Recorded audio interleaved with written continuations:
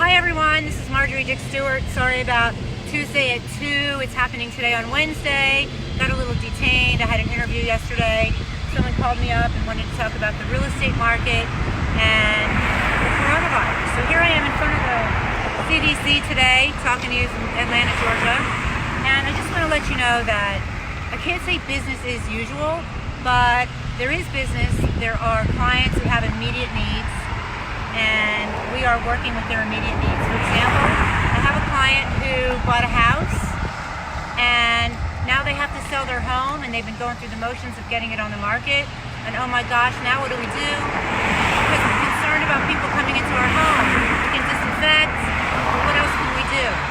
So people are thinking and making different arrangements. For example, they're thinking about maybe moving to temporary quarters, price their house really well, make it look great, sell it quickly. We've got 3% interest rates.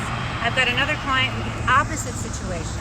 She sold her house and has to be out in 30 days, so she's got to look at property, all right? So we're showing her properties. We're doing it very carefully with people who are welcoming us to come.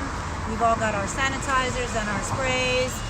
We're not getting close to each other. We're taking precautions. So if you've got an immediate need, talk to your agent about how you can work it out with this crisis. And if you need somebody else to talk to because you're not working it out with whoever you've got, call me, call Marjorie Dick Stuart. You can reach me at 240-731-8079, Marjorie at marjoriedickstewart.com. If you've got any information that you can share with me, please send it in and we'll talk about it next week. Next week it'll be Tuesday at 2. Thanks for watching.